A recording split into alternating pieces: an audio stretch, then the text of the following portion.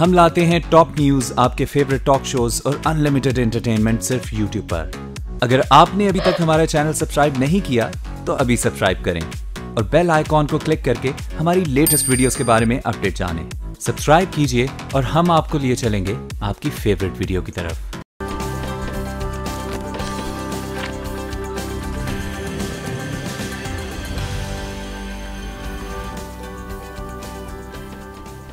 अस्सलाम वालेकुम, good morning. आज के साथ मैं हूं अरबाब जहांगीर और मैं हूं सबा शेख। आज की सुबह का आगाज करेंगे हम गुड मॉर्निंग आज के साथ, और ज़बरदस्ती चाय भी मेरे पास है।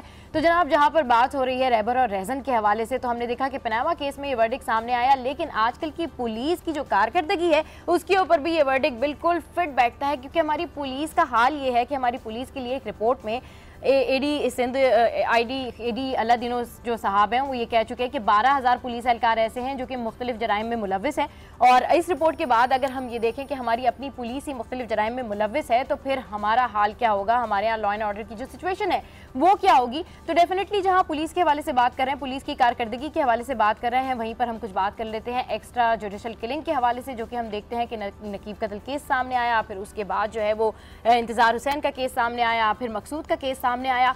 तो जहाँ पर पुलिस के हवाले से कई खदशात, कई तहफ़्फ़ुज़ात भी हैं और पुलिस के हवाले से कई बातें भी होती हैं, वहीं इनकी ट्रेनिंग के हवाले से भी बातें होती हैं कि जब भी कोई पैनिक सिचुएशन होती है, जब भी कोई हाई अलर्ट होता है, तो उनको रिएक्ट कैसे करना है यही नहीं पता होता है अरबाब हमारी पुलिस को। और उसकी वजह से हम देखते हैं कि कितने मासूम लोग जो हैं वो अपनी जानों से हाथ धो बैठते हैं, उनके घर वाले इंसाफ के मुंतज़िर होते हैं। बिल्कुल, रहबर और रहजन की आपने बात की, तो हमारी कौम को, और सिर्फ हमारी कौम को नहीं, तमाम कौमों को रहबर की ज़रूरत होती है। अगर रहबर आपका अच्छा हो, कौम के लीडर्स रहबर का किरदार अदा करें, तो सारे कौमें तरक्की करती हैं। लेकिन हमारे माशरे में देखा जाता है कि कौम के रहबर ही रहजन बन जाते हैं और वही कौम को लूटने का किरदार और कौम को बहुत पीछे ले जाते हैं। और उनकी करप्शन जब सामने आती है तो ज़ाहिर है उससे कौम को भी बहुत ज़्यादा वो पीछे ले जाती है, और ये पूरे मुल्क के भी हालात के लिए अच्छा नहीं होता। और फिर यहाँ से जो खराबियाँ हैं वो जन्म लेती हैं। ज़ाहिर है इदारों के जो सरबराहान हैं उनको रहबर का किरदार अदा करना चाहिए। वो कौम के लीडर्स होते हैं, लीडिंग फ्रॉम द फ्रंट वाला रोल उनका होना चाहिए। और अगर करप्शन फ्री पाकिस्तान हो जाए, करप्शन फ्री इदारे हो जाएं, तो शायद ये जो हम खामियां और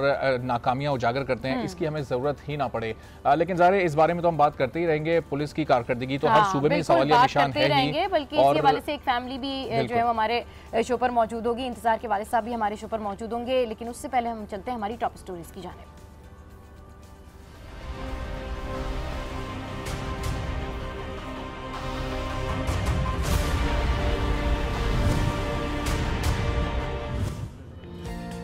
कराची में कत्ल नौजवान इंतजार के केस में पुलिस नाकाम। अब JIT करेगी काम। मामले की तहकीकात के लिए तश्कील दी गई ज्वाइंट इन्वेस्टिगेशन टीम का पहला इजलास आज होगा। पुलिस, स्पेशल ब्रांच और CTD के नुमाइंदे शामिल होंगे।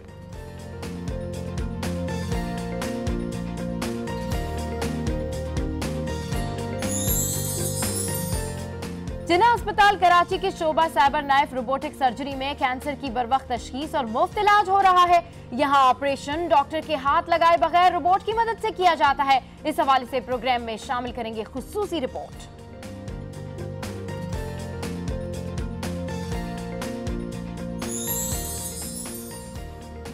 और किसी भी मामले में खैर और भलाई तलब करने के लिए इस्तिखारा किया जाता है, लेकिन इसका सही तरीका क्या है और सुन्नत के मुताबिक इस्तिखारा कैसे होता है, प्रोग्राम में इस पर भी बात करेंगे।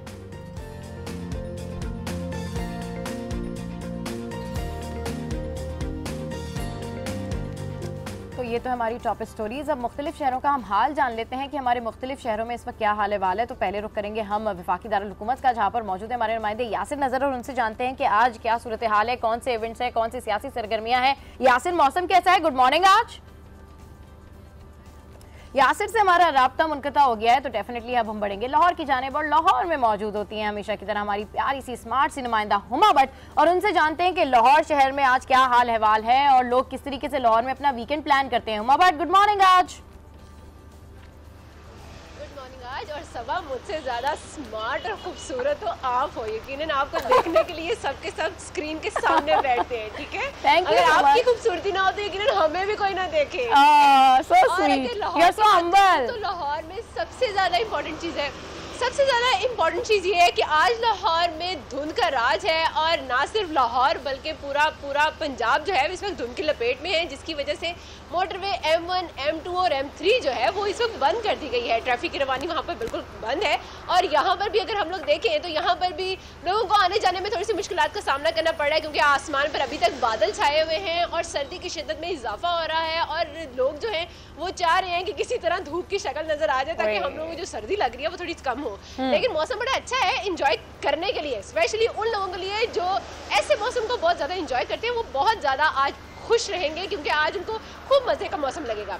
और इसके बाद अगर मैं जिक्र करूँ मौसम के अलावा तो यकीनन आज यहाँ पर जुम्मे का दिन है, मुबारक दिन है, तो आज यहाँ पर दीगर इज्तिमात होंगे और स्पेशली साबिक वज़ीर आज़म नवाज शरीफ। मैंने पूछा था कि वीकेंड कैसे सेलिब्रेट करते हैं लाहौरी, क्या प्लान्स होते हैं?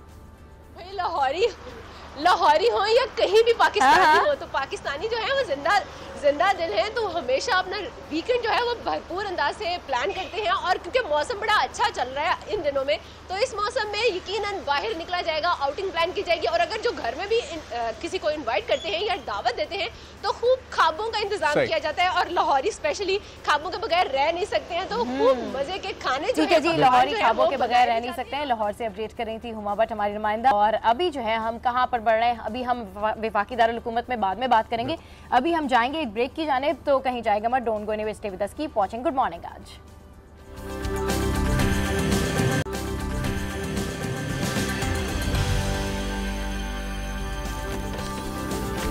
Welcome back to good morning Aaj. Break से पहले हमने बात की थी लाहौर के नज़ारों के बारे में कि लाहौर ये आज का दिन कैसे मनाएंगे, वीकेंड कैसे सेलिब्रेट करेंगे। विफाकी दारुल हुकूमत का हम रुख करते हैं और वहां की सूरत हाल हम जानते हैं। हमारे नुमाइंदे यासिर नजर हमारे साथ मौजूद होंगे।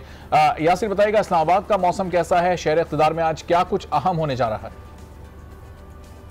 जी बिल्कुल, शहर इक़्तिदार का जो आज मौसम है इंतहाई खूबसूरत कहा जा सकता है। सुबह सुबह बादलों ने शहर इक़्तिदार को अपनी लपेट में लिया हुआ था, लेकिन अब जो है धूप निकली है। धूप निकलने के बाद जो मौसम है इंतहाई खुशगवार है हर तरफ जो मौसम की, क्योंकि अब दूसरा महीना जो फरवरी का है वो शुरू होने वाला है, जिसकी वजह से यहाँ मौसम जो है इंतहाई खूबसूरत हो जाता है। जिसके बाद जो इर्द गिर्द के इलाके हैं, मरी और इसके इर्द गिर्द के इलाके हैं, वहाँ बर्फबारी का जो सिलसिला है अगले हफ्ते से एक्सपेक्टेड है।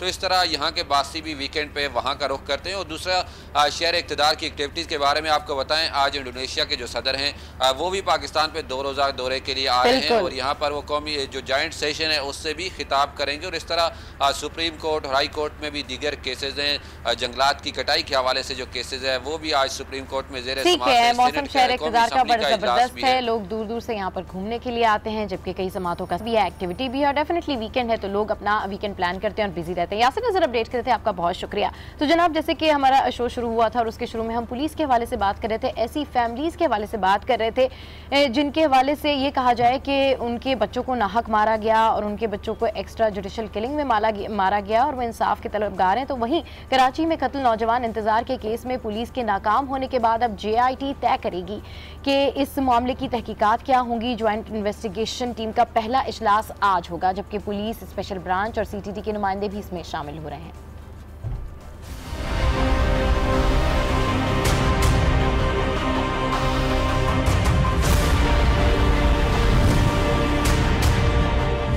कराची में पुलिस एहलकारों की फायरिंग से 19 साल नौजवान इंतजार अहमद की मशकूक हलाकत की गुत्थी सुलझाने के लिए महकमा इंसदाद दहशतगर्दी ने पुलिस और हसास इदारों के नुमाइंदों पर मुश्तमिल JIT तश्कील दी है, जिसका पहला इजलास आज होगा।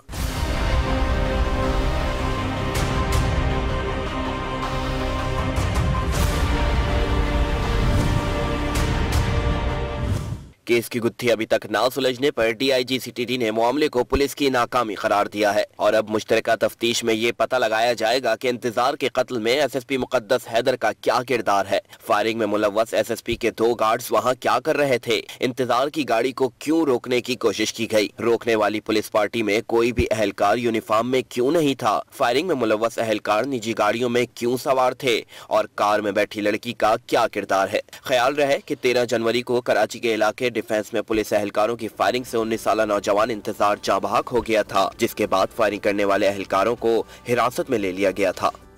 इंतजार कत्ल केस में अभी JIT तश्कील दे दी गई है। आज इसका पहला इजलास होगा। आमिर फारूकी इस इजलास की सदारत करेंगे और JIT को भी ज़ाहिर वही लीड कर रहे हैं। लेकिन इंतजार के वालिद इस पूरी जो इस वक्त तहकीकात चल रही हैं उससे कुछ मुतमईन दिखाई नहीं देते और उनके बहुत सारे तहफ़्फ़ुज़ात हैं। क्या क्या उनके तहफ़्फ़ुज़ात हैं और किस तरह से वो तहकीकात इस केस की आगे चाहते हैं, उनसे ही हम जान लेते हैं। इस वक्त स्टूडियोज़ में हमारे साथ मौजूद हैं इश्तियाक साहब, इंतजार के वालिद हैं। सीनियर सहाफ़ी नफीस नईम साहब भी हमारे साथ मौजूद हैं। इश्तियाक साहब, बहुत शुक्रिया आप यहाँ पर आए। आपको अभी JIT के पहले इजलास में भी शिरकत के लिए जाना है। ये बताइएगा कि अब तक जो तहकीकात हुई है, अब तो JIT बना दी गई है, इस पूरी सूरत हाल से, इस पूरी तहकीकात से आप मुतमईन दिखाई दे रहे हैं? नहीं, मैं इस पूरी तहकीकात से बिल्कुल 0% भी मुतमईन, बिल्कुल मुतमईन नहीं हूँ। 1% भी मुतमईन नहीं है। 0% रही है, क्योंकि ये पुलिस एहलकारों का एक प्री प्लान मर्डर है जिसका किसी को टास्क दिया गया है और प्लानड मर्डर है। ये कत्ले खता मैं किसी कीमत पर मानने को तैयार नहीं हूँ।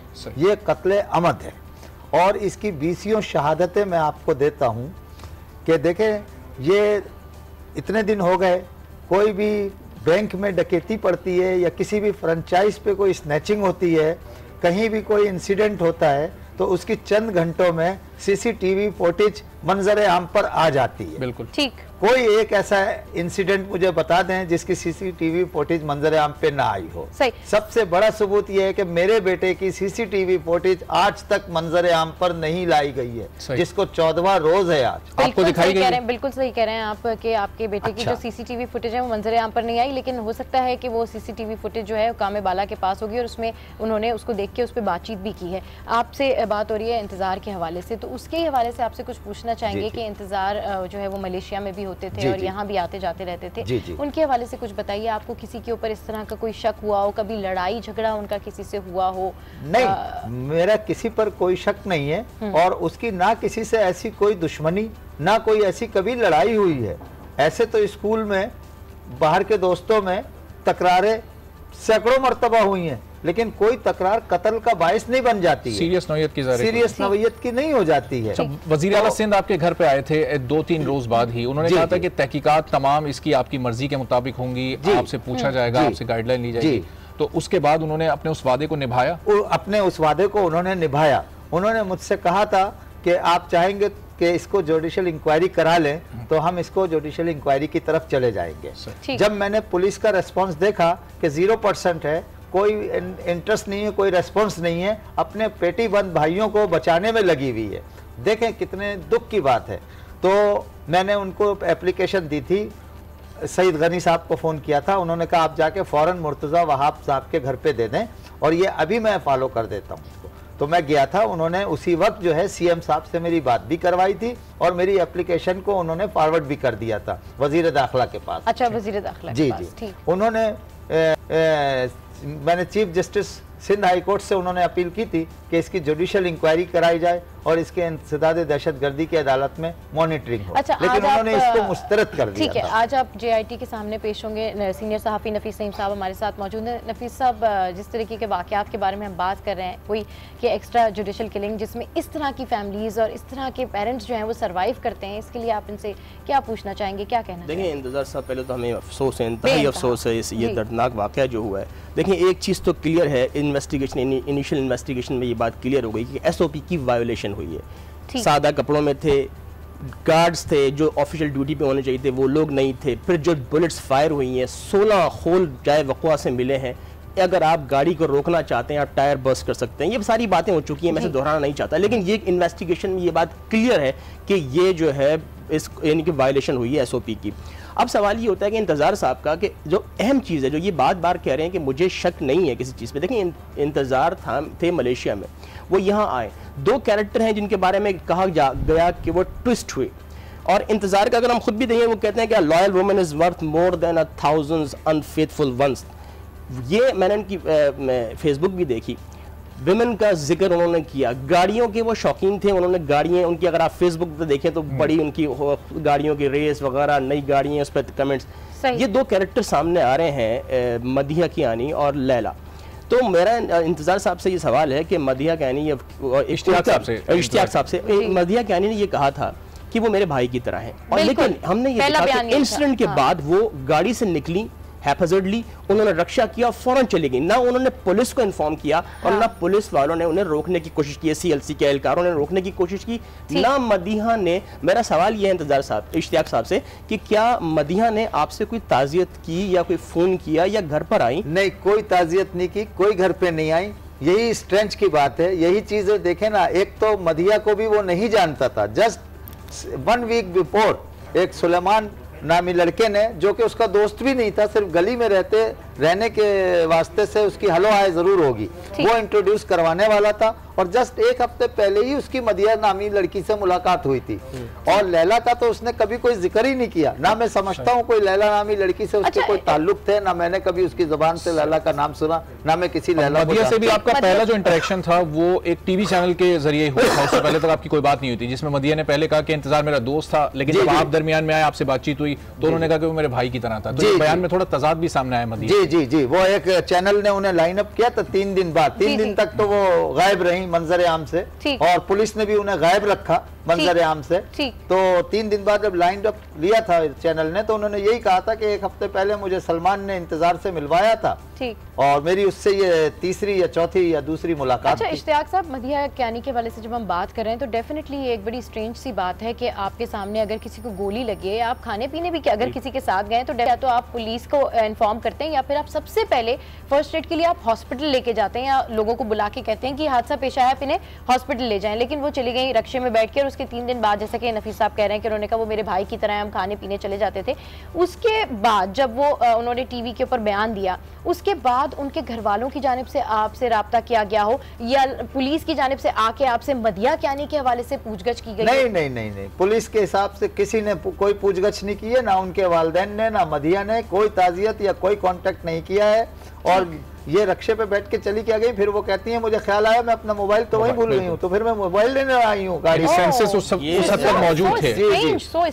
जी जी, और वो मुझे CCTV फुटेज वहां तक ही दिखाई गई है जहां तक फायरिंग हुई है, उनको गाड़ी से उतरते हुए रक्शे पे जाते हुए नहीं दिखाया गया है। लोग तो ये भी कह रहे हैं कि कुछ दूर तक वो रक्शे पे गई हैं, बाद में किसी काली करोला में उनको ले लिया गया है। तो ये सारी चीजें जो है ना, इस बात का सबूत फराहम कर रही हैं कि ये बच्चे का प्लांट। और ये मदिया का ये मैंने एक इन्वेस्टिगेशन में भी, उसमें रिपोर्ट में ही पढ़ा, एक रिपोर्ट थी, न्यूज़ रिपोर्ट, उसमें ही देखा कि वो कहती हैं कि पहले गाड़ी आके रुकी, गाड़ी ने, कोरोला गाड़ी ने रोका है, कोरोला थी, ये ब्लैक कलर की कार ने रोका है गाड़ी को, फिर मोटरसाइकिल पर आए, कार पर आए, और उन्होंने गाड़ी के अंदर झांक के देखा है, जिसके बाद कोई जेस्चर, कुछ गया है, कोई इशारा गया, उसके बाद फायरिंग हुई है। और मैं गाड़ी भी हमने देखी है जिस तरह से कि गाड़ी के राइट साइड पे, ड्राइवर एंड पे बिल्कुल टारगेट करके, जिस तरह होता है ना कि ड्राइवर की साइड पे सारे फायर, यानी कि 16 बुलेट्स फायर की गई हैं, उसका कोई ऐसा मकसद नहीं होता, आपके इंटेंशन बिल्कुल क्लियर है। अब मेरा सवाल सबसे बड़ा ये है कि सर, अगर आपको कहते हैं कि पॉइंट आउट कर दीजिए कि आपको किस पर सबसे ज्यादा शक है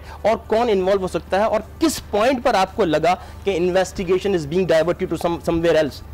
देखे ना, इन्वेस्टिगेशंस के बारे में तो ये है ना कि इन्वेस्टिगेशन टीम ने मुझे कोई कांटेक्ट नहीं किया, शुरू ही नहीं हुई ना इन्वेस्टिगेशन, शुरू ही नहीं हुई। क्योंकि और जब उन्होंने मुझे बताया, तो जब भी उन्होंने अपने 3-4 बयानात बदले, पहले का कोई मुमासलत रखती हुई गाड़ी थी आपके बच्चे की इसलिए फायर हो गया, फिर का नाका लगा हुआ था, ऐसी कोई बात नहीं। इश्तियाक साहब, जो इन्फॉर्मेशन हमारे पास है, उस इन्फॉर्मेशन के मुताबिक ये हुआ था कि इंतजार को, आई एम नॉट श्योर कि ये किस हद तक ठीक है, किस हद तक गलत है, ये तो फिर आगे चल के साबित होगा, कि इंतजार को पहले उन्होंने रोका और फिर जाने को कहा, उसके बाद फिर जब वो जाने लगे और उनकी गाड़ी आगे को गई, तो फिर उसके बाद जो है वो फायर किए गए। आप इस बात से इंतजार को रोका भी नहीं, बल्कि मेरा बेटा बुखारी की तरफ से, जिस तरफ से आ रहा था, सर्विस रोड से, गाड़ी की रोशनी देख के वो चाहता तो निकल भी जाता, लेकिन गाड़ी पे रोशनी देख के कि कोई गाड़ी आ रही है, उसने अपनी स्पीड बहुत स्लो कर ली कि पहले मैं इसको निकल जाने दूं।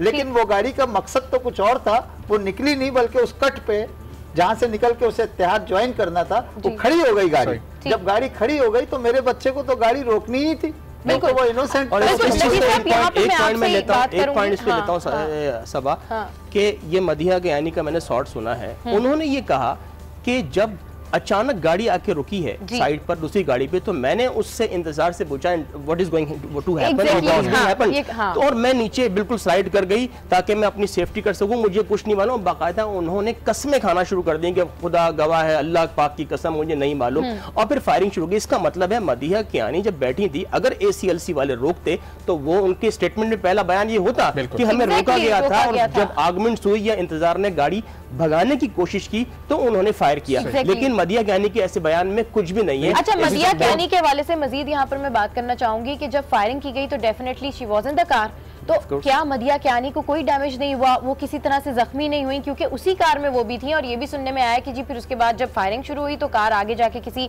नाले के पास जो है वो रुक गई, और उसके बाद जब फायरिंग खत्म हुई तो वो उतर के कहा जा रहा है कि अगर बुलेट नहीं लगी, अव्वल तो 16 बुलेट्स फायर होना और सेफ हो जाना एक मिरेकल है। हाँ। एक साथ में गाड़ी में बैठे हैं मौजूद शख्स की। हाँ। फिर जब गाड़ी ने जब इंतजार को बुलेट लगी है, इंतजार के काबू से गाड़ी बाहर हुई है, दूसरे रॉन्ग वे पर आई है, उसने कुछ चीजों को स्ट्राइक किया, फिर गटर के अंदर उसका व्हील गया, गाड़ी रुकी, एक बहुत बड़ा इम्पैक्ट था। उसने बंदा रहते हुए जो गाड़ी में मौजूद था वो इंजर्ड होना उसका लाजमी है।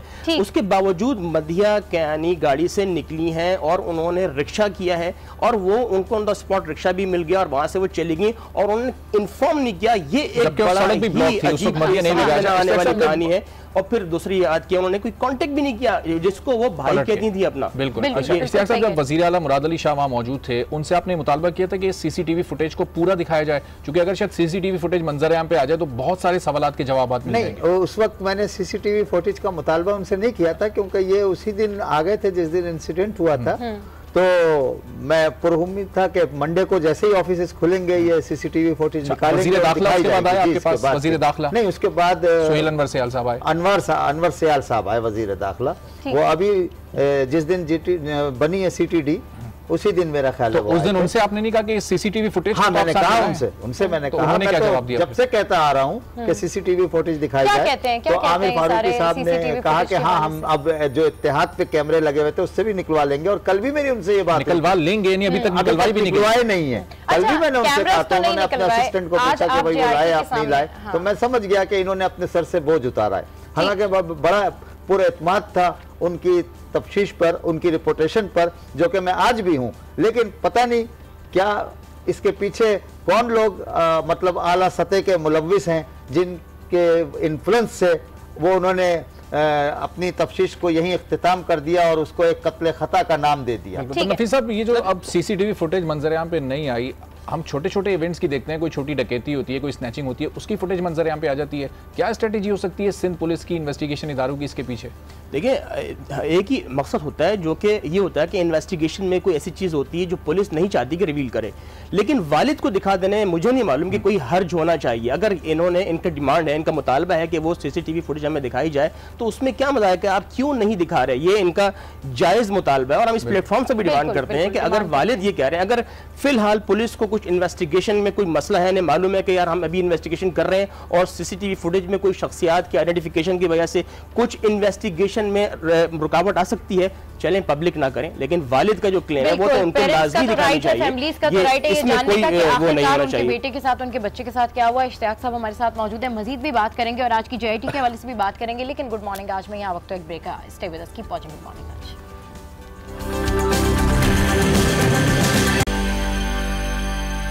Welcome back to good morning Aaj. तो जब हम ब्रेक पर गए थे उससे पहले भी हमारे साथ इंतजार के वाले साहब मौजूद थे, इश्तियाक साहब, और जो कि बता रहे थे कि बिल्कुल भी ये तहकीकात से जो है वो मुतमईन नहीं है। तो इश्तियाक साहब, ये बताइएगा, आपने एक मुतालबा भी किया था मोबाइल डेटा सामने लाने का कि एक महीने का इन तमाम लोगों का मोबाइल डेटा सामने लाया जाए, इंतजार का, मदीहा कियानी का और जो दूसरे लोग इन्वॉल्व हैं उसमें आपने सबके नाम भी लिए थे, तो ज़ाहिर है उससे भी काफ़ी मदद मिल सकती है इन्वेस्टिगेशन में। तो आपके इस मुतालबे को सीरियस लिया सिंध पुलिस ने, सिंध गवर्नमेंट ने? सिंध पुलिस ने कुछ भी नहीं लिया। CTD के आमिर फारूकी साहब ने मदीहा का और इंतज़ार का डाटा निकलवाया है, बाकी लोगों का नहीं। तो ये है सूरत हाल। अच्छा इश्तियाक साहब, हम बार बार ये कई जगह पर ये पहलू सामने आया है कि वालिदैन जो है बच्चों पर, क्योंकि इंतज़ार भी टेंडर एज 19 ईयर्स ओल्ड, तो इसमें कहा जाता है कि पेरेंट्स का बहुत बड़ा रोल होता है। तो उनके मोबाइल के हवाले से कभी आपने कोई नज़र रखी हो या आपने कोई मैसेजेस वगैरह कभी देखे हो या वो आपसे शेयर करते हो कोई मैसेज? लास्ट टाइम आपने उनको कोई मैसेज देखा हो, कोई मोबाइल शेयर किया हो कोई इस तरह के हवाले? लास्ट मैसेज उनके मोबाइल में जो मिला है वो ये मिला है मदीहा कियानी का ही, जस्ट इंसिडेंट होने से 2 घंटे पहले कि some bad boys are disturbing me, और क्या इसी तरह से कुछ उनको बहुत परेशानी है मदिया कियानी को, और मैंने खाना नहीं खाया है उस वक्त से, जब से लास्ट वक्त आपके साथ खाया था। तो इंतज़ार ने उस पर मैसेज किया है कि मैं तुम्हें खाना खिला के लाता हूँ। तो उसने कहा थोड़ा सा वक्त दे दो, राइट नाउ नॉट पॉसिबल। तो इंतज़ार ने कहा okay I leave my home after 15 minutes. इसके बाद उसके घर के पास पहुंच के इंतज़ार ने मैसेज किया है कि I am too near your house. तो उसने कहा okay I am coming down within 2 मिनट्स। अच्छा, ये मैसेज आया है लास्ट। तो 1 हफ्ते पहले इनकी दोस्ती हुई थी, जैसे मदिया कियानी ने कहा, और उसमें फिर इस तरह की बातें कि उन्होंने उस वक्त से खाना नहीं खाया जब लास्ट टाइम इंतजार नहीं खिलाया था। तो इन्वेस्टिगेशन इदारों ने इन मैसेजेस पे फोकस नहीं किया? नहीं, मैंने कल मालूम किया था, क्योंकि मैंने आमिर फारूकी साहब को भी ये बताया था, दिखाया था, उनको मोबाइल भी दे दिया था इंतजार का, लेकिन उन्होंने कहा हाँ वो कुछ नहीं कोई मतलब, उन्होंने कहा ये कत्ल खता है, और जी उसको मतलब शॉर्ट करने की कोशिश की, जिससे मैं बिल्कुल मुतमईन नहीं हूँ कि ये कत्ल खता नहीं है, कत्ल अम्द है। और इतनी सारी चीज़ें इकट्ठी हुई हुई हैं जो सब प्री प्लान मर्डर को साबित कर रही हैं। ठीक है, तो ये तो एक बहुत बड़ा पॉइंट है कि आप ये कह रहे हैं कि उन खातून को एक मैसेज, उन्होंने मैसेज किया इंतज़ार को कि मुझे कुछ लोग तंग कर रहे हैं कुछ, और तुम मेरी मदद करो, मैंने खाना नहीं खाया है, मुझे खाना खाना है। और इंतज़ार ने उनसे कहा कि ठीक है वेट करो, मैं आ रहा हूँ, और वो लेके गए। इसका मतलब है मदिया कियानी का कुछ लोगों के साथ मसला था और इंतज़ार बीच में इन्वॉल्व हुआ। ये तो एक बहुत बड़ा पॉइंट है, इसे इन्वेस्टिगेट करना चाहिए। जहाँ पर हम छोटे से छोटे पॉइंट को हाईलाइट करते हैं इन्वेस्टिगेशन के अंदर, जहाँ पर हम हर एक चीज़ के सिरे को पकड़ रहे होते हैं, वहाँ पर इतना बड़ा मैसेज कैसे मिस किया जा सकता है? वो मैसेज तो मिस करने जैसा ही नहीं है। आप आज JIT के सामने जा रहे हैं, इजलास में जा रहे हैं, तो अभी आपको कुछ इस तरह की खबरें हैं कि मदिया को भी अंडर इन्वेस्टिगेशन लिया जाएगा, या उसके हवाले से भी उसकी फैमिली को भी, या मदिया को खुद को बुलाया जाएगा? वर्बली वो आके बता तो सकती है ना, वो वहाँ पर मौजूद थी, वो मंजरकशी तो कर सकती है उस लम्हे की कि वो उस टाइम पे क्या हुआ था। वो एटलीस्ट ये भी बता सकती है कि उसको कौन से जो लड़के थे, कौन लोग थे जो उसको तंग कर रहे थे, क्या वो वही लोग तो नहीं थे? तो इस हवाले से आपकी कोई बात हुई? नहीं, मेरी अभी कोई बात नहीं, अभी मैंने जाना है, जाऊंगा तो फिर देखूंगा। अभी तो ये पहला इजलास है, पहले हमारी मीटिंग होगी, इसके बाद तो वो जाहिर है बुलाएंगे, मुझे पता है। अच्छा इश्तियाक साहब चाहिए। इश्तियाक साहब, इशू ये है कि मदिया कियानी के हवाले से उसने तो आपको कांटेक्ट नहीं किया, लेकिन घूम फिर कर बात वहीं आ जाती है कि साथ तो वो मौजूद थी उस वक्त जिस वक्त ये हादसा हुआ। आप खुद कांटेक्ट करना चाहते हैं? नहीं, मैं उसको कांटेक्ट खुद नहीं करना चाहता, मैं उससे क्या, ये तो अथॉरिटीज करेंगी, इन्वेस्टिगेशन का काम है, वो इन्वेस्टिगेट करेंगे। अच्छा इश्तियाक साहब, कोई इंतजार की, कोई बचपन की कोई ऐसी याददाश्त बताइए जो ये याददाश्त ये कि जब वो बिल्कुल छोटा सा था, जब से मैं उसे पाला पाला बेटा कहता था कि मेरा बेटा बहुत पाला पाला है, बहुत पाला पाला है। तो अब जवान होने के बाद भी वो जब मेरा मूड देखते थे और उन्हें थोड़ा सा वो डाउट होता था कि अब्बू मुझसे खुश नहीं है, तो मुझसे कहते बेटा कैसा है, तो मैं अब भी उन्हें यही कहता था बेटा पाला पाला है। कभी कभी वो खुद भी कह देते थे बेटा पाला पाला है ना, मैंने बोला हाँ। जैसे मलेशिया से वो पैसे वगैरह मंगाते थे तो फिर पूछते थे बेटा पाला पाला है ना, मैंने हाँ मेरा बेटा पाला पाला है। और बड़ा जरूरी है इश्तियाक साहब कि अभी इसकी इन्वेस्टिगेशन तेजी से और रोजाना की बुनियाद पे हो। हम यही दुआ गो हैं कि आपके पाले पाले बेटे को इंसाफ मिल जाए बस। और ये इंतजार सबका बेटा है और इस तरह की इन्वेस्टिगेशन जो है वो इस मंतकी अंजाम तक पहुंचे। इश्तियाक साहब, एक पॉइंट यहाँ पे और रह गया कि जो मोबाइल डेटा मदिया कियानी का और इंतजार का तो सामने आ गया, इंतजार के मोबाइल से और किसी को मैसेजेस किए गए थे जिसको इस केस से कोई ऐसा लिंक हो, कोई प्री प्लान मर्डर इसको साबित कर सके? और जो मैसेजेस थे वो दोस्तों के साथ थे कि खाना कहाँ खाना है, नाश्ता कहाँ करना है, तुम मेरे यहाँ आ जाओ, मैं वहाँ आ जाता हूँ, ये सब। कॉल लॉग में किसी स्ट्रेंजर की कॉल इनकमिंग आउटगोइंग में ऐसी कोई इश्तियाक साहब की सस्पेक्ट किसे समझते हैं आप फर्ज कर लें आपको 3-4 नाम देते हैं कि आप ये की सस्पेक्ट है आपकी नजर में, कौन क्या नाम लेंगे आप? अब मैं क्या कह सकता हूँ, ये इन्वेस्टिगेशन निकालेंगे क्योंकि इसमें है तो कोई आला सतह के लोग इन्वॉल्व, जो तमाम पुलिस की टीम उनको तहफ़्फ़ुज़ देती रही है और इस तरह से आज तक सीसीटीवी फुटेज मंजर आम पे नहीं आई है। फिर दूसरा स्ट्रेंड में बता दूं, जहां से सीसीटीवी फुटेज इन्होंने ली है उसका पूरा डीवीआर सिस्टम ले गए निकाल के ये। अच्छा। उसने कहा है कि उसने कहा क्रिस्टल लाइट वाले मेजनीन पे लगा हुआ था, बल्कि वो जगह भी उन्होंने वो मुंतखब की है जहां कैमरेज नहीं होते ज्यादा, सामने प्लॉट खाली पड़ा था। अगर वहां बिल्डिंग बनी हुई होती तो बहुत से कैमरे लगे होते, तो उन्होंने जगह का भी वो तयन किया है जहां कैमरेज नहीं है ज्यादा।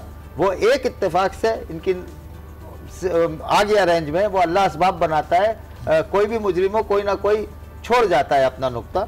तो वहां पे मैं गया खुद पर्सनल, तो उन्होंने बोला भाई हमने ऑफिस खोला भी नहीं था मुकम्मल तरीके से कि पुलिस की पूरी टीम आ गई है, मोबाइल और अपना टेक्नीशियन भी साथ लाए, तो उतनी सीसीटीवी फुटेज ले लेते जिस पीरियड की उन्हें रिक्वायर्ड थी। 7:24 का ये इंसिडेंट है, 7-8 के दरमियान की ले लेते पूरी। बिल्कुल बिल्कुल सही। लेकिन वो उसका पूरा उन्होंने डीवीआर सिस्टम निकाल लिया है। तो उसने कहा भी है कि ये तो मेरी प्रॉपर्टी है, मेरी मलकियत है। तो उसके जवाब में उन्होंने कहा नहीं, इसमें कुछ ऐसे एविडेंस है जो हम इसे छोड़ नहीं सकते। अच्छा। आप इसकी कीमत ले लें, लेकिन कीमत देने को तैयार ले लें आप जी, 1.5 लाख रुपए आप उसकी कीमत ले लें जो भी है, मगर हम इसको छोड़ नहीं सकते। इतने इंपॉर्टेंट एविडेंस उसमें मौजूद हैं। रिसीविंग तो दे, आप ऐसे कैसे ले जा रहे हैं? कहीं ऐसा होता है हर जगह? तो ये तो सारी चीजें जो है ना, मैं कैसे मान लूं ये कत्ले खता है। बिल्कुल बिल्कुल सही कह रहे हैं। आपके जो तहफ़्फ़ुज़ात हैं वो बिल्कुल पूरी कौम के, पाकिस्तान के भी यही जज्बात हैं जो आपके जज्बात हैं कि आपका एक ही बेटा इंतज़ार था और कितना आप उससे प्यार करते थे। अच्छा ये बताएं कि इंतज़ार क्योंकि मलेशिया में भी थे और यहाँ भी वो रहते थे, बहुत सारे फ्रेंड्स होते हैं, कभी कोई ऐसा आपको सुनने में मिला हो कि किसी फ्रेंड से कोई बड़ी हार्श वर्डिंग्स के साथ में कोई लड़ाई हो गई हो? किसी नहीं, उसके दोस्तों ने तो ये बताया कि अगर दोपहर को हमसे शाम को आके खुद कहता था चल यार खाना खा लेते हैं। हाँ तो अच्छा। हाँ और इंतजार के दोस्त जब तदफीन हो रही थी तो आओ सिसकिया से रो रहे थे। उसके दोस्तों का हुजूम लगा हुआ था, वो दोस्तों में बहुत मकबूल था और उसका मतलब इतना दिलचस्प था कि उसके बगैर कंपनी मुकम्मल नहीं होती थी। अच्छा, वो आपका पड़ोसी सलमान जो 4 घर छोड़ के रहता है, जिसके थ्रू मदिया कियानी से दोस्ती हुई, वो भी इंतजार के दोस्तों में शामिल? दोस्तों में शामिल नहीं था वो। अच्छा हाँ, मैंने कभी उसको घर आते हुए नहीं देखा और बड़ा भी काफी है इंतजार से। अच्छा। इंतजार के स्कूल का भी नहीं था, तो इंतजार का उससे इंट्रोडक्शन नहीं था। मदिया कियानी भी खासी मैच्योर, मदिया से मिलाने के लिए उसको इस्तेमाल किया गया। अच्छा, क्योंकि इंट्रोड्यूसर वही है। मदिया कियानी और इंतजार में बड़ा एज डिफरेंस नजर आता है। जी बिल्कुल, मेरा बच्चा 19 साल का, 10-11 साल बड़ी है वो। अच्छा सर, इश्तियाक साहब कोई इंतज़ार के एटीट्यूड में, कुछ बिहेवियर में, ये इवेंट था 14 तारीख का, इससे पहले कोई फर्क देखा आपने कुछ इस तरह का? वो बिल्कुल नहीं, बल्कि 2-4 रोज से तो बहुत खुशखुर्रम थे। जब से फुप्पो ने उसको गाड़ी दिलाई थी ग्रांडी, तो वो कहता था रिम लगवाऊंगा, ये करवाऊंगा, वो करवाऊंगा, इंश्योरेंस भी, और ये गाड़ी उसने अपने नाम पे रजिस्टर्ड करवाई। तो बहुत खुश था कि अब्बू ये मेरे नाम पे ही रजिस्टर्ड हो, पुलिस रोकती है तो मेरे नाम पे होनी चाहिए। जी, बहुत ज़्यादा खुश भी थे इंतज़ार। और डेफिनेटली जो आपका दुख है उसका मदावा तो नहीं किया जा सकता, लेकिन बस यही है कि अल्लाह करे आपको तमाम कानूनी इदारों की जानिब से जो है वो इंसाफ, और हमारा भी यही मुतालबा है। बहुत शुक्रिया इश्तियाक साहब, आप आए, आपको JIT के लिए भी जाना है, और हमारा भी तमाम इदारों से यही मुतालबा है कि इश्तियाक साहब के साथ इंतज़ार हुसैन के मामले में कम से कम इंसाफ से काम लिया जाए। वो CCTV फुटेज को मंजर आम पर लेकर आया जाए, उसके जो फ़ोन डाटा हैं, लास्ट मैसेजेस हैं, उसके हवाले से इकदाम किए जाएँ, उसके ऊपर चेक एंड बैलेंस रखा जाए। किन लोगों ने उसको मारा, क्या वजूहात थी, क्या सरकमस्टांसेस थे, इसके हवाले से डेफिनेटली जो है आगे इकदाम किए जाएँ। और जो JIT है उससे भी हम पूरी उम्मीद है कि आज जो पहला इजलास होने जा रहा है उसमें भी काफ़ी ज़्यादा जो है चीज़ें सामने आएंगी और ये मामला हल होगा। बहुत शुक्रिया इश्तियाक साहब, आप आए, नफीस नईम साहब आप हमारे साथ मौजूद थे। तो जिस तरह की ये केसेस हैं और एक्स्ट्रा जुडिशल किलिंग का जो ये मामला है, उस हवाले से डेफिनेटली हम यही चाहते हैं कि तमाम रिजल्ट जो हैं वो पॉजिटिव आएँ। Good morning. आज मैं यहाँ वक्त एक ब्रेक का कहीं जाएगा मत, don't go anywhere, stay with us, keep watching good morning. आज के हवाले से आपको बताएं कि कराची में जिन्ना अस्पताल के शोबा साइबर नाइफ रोबोटिक सर्जरी में कैंसर की बरवक्त तशखीस और मुफ्त इलाज हो रहा है, और यहाँ ऑपरेशन डॉक्टर के हाथ लगाए बगैर रोबोट की मदद से किया जाता है। इस शोबे के सरबराह डॉक्टर तारिक महमूद के मुताबिक सरकारी सतह पर पेटिस्ट एड फाउंडेशन, निजी इदारों और मुखैर हजरात के ताउन से पहली बार कैंसर के इलाज के लिए रोबोट की मदद से किसी भी ट्यूमर का इलाज मुमकिन है। जिन्ना अस्पताल कराची में बिला तफरीक रंगो नस्ल मुफ्त इलाज किया जाता है। जिन्ना अस्पताल में सालाना 5000 कैंसर के मरीजों का इलाज किया जा रहा है, जिसमें कैनेडा, अमरीका समेत खलीजी ममालिक के मरीजों की भी बड़ी तादाद शामिल है। इसी हवाले से हमारी साथी एंकर, मेरी साथी होस्ट सबा शेख ने वहां जाकर इस पूरे इवेंट को कवर किया, और किससे क्या गुफ्तगू की सबा ने, ये आपको दिखाते हैं। तो इस वक्त मैं मौजूद हूँ cyber knife robotic radio surgery department के बाहर, और इस डिपार्टमेंट की जो खुसूसियत है, जो स्पेशलिटी है, वो ये है कि पाकिस्तान में ये डिपार्टमेंट अपनी तर्ज का वाहिद डिपार्टमेंट है। पाकिस्तान में कैंसर के जितने भी पेशेंट्स हैं और उनको ऐसा लगता है कि अब उनका इलाज मुमकिन नहीं है या फिर उस इलाज के लिए उनको बहुत सारे पैसों की ज़रूरत है, तो अब ऐसा बिल्कुल भी नहीं है। पूरी दुनिया में इस डिपार्टमेंट के ख़ासतौर पर अमेरिका में सिर्फ 50-60 यूनिट्स हैं, लेकिन वहाँ पर भी पैसे लेकर इलाज किया जाता है। लेकिन साइबर नाइफ की जो स्पेशलिटी है वो ये है कि यहाँ पर रेडियो रेडियोलॉजी के थ्रू ये जो ट्रीटमेंट किया जाता है ये फ्री ऑफ कॉस्ट ट्रीटमेंट है और मेरे ख्याल में ये एक बहुत बड़ी खबर है पाकिस्तानियों के लिए, पाकिस्तान के लिए, और हमारे लिए बहुत प्राउड वाली बात है कि हमारे मुल्क में भी इस तरह का कोई डिपार्टमेंट बना है जो कि कैंसर के पेशेंट को फैसिलिटेट करता है। तो ये साइबर नाइफ का डिपार्टमेंट है और इसके अंदर चलते हैं और यहाँ पर मौजूद स्टाफ से और डॉक्टर से, प्रोफेसर से पूछेंगे कि वो किस तरीके से लोगों का ट्रीटमेंट करते हैं और लोगों का क्या कहना है इस हवाले से, उनका क्या रिएक्शन होता है जब वो इस डिपार्टमेंट में आते हैं और यहाँ से सेहत पाकर अपने घर वापस जाते हैं, और वो भी बिल्कुल फ्री ऑफ कॉस्ट। तो आइए मेरे साथ।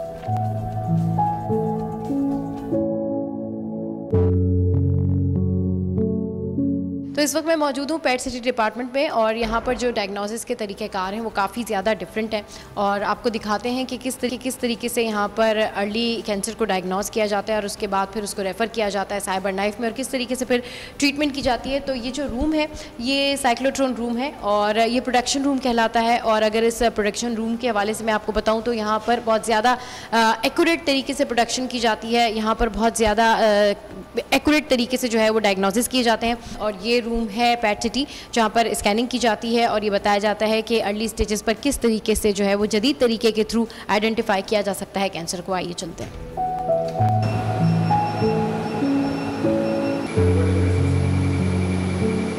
इस वक्त मैं मौजूद हूँ पेट सिटी स्कैन डिपार्टमेंट के अंदर, मेरे साथ डॉक्टर तारिक मौजूद हैं। डॉक्टर तारिक, बहुत ज़्यादा खुशी हुई देख कर के कितना जदीद जो है वो टेक्नोलॉजी दी गई है, क्योंकि कैंसर के पेशेंट्स के लिए हमेशा यहाँ पर पाकिस्तान में वो वैसे ही सोच के उनकी हालत ख़राब हो जाती है मज़ीद की जी इतना एक्सपेंसिव इलाज कौन करेगा। तो जहाँ पर अमेरिका कनाडा में इसका इलाज बड़ा महंगा है, वहीं यहाँ पर पाकिस्तान में आप लोग फ्री ऑफ कॉस्ट जो है ट्रीटमेंट कर रहे हैं और इतनी ज़बरदस्त ये मशीनें हैं, इतनी ज़बरदस्त इक्विपमेंट्स हैं जिसके थ्रू लोगों को फैसिलिटेट किया जा रहा है। तो ये कब आप लोगों ने इंट्रोड्यूस किया, ये आइडिया कैसे आया और लोग जो हैं इसके बारे में क्या कह रहे हैं, इस फैसिलिटी के बारे में?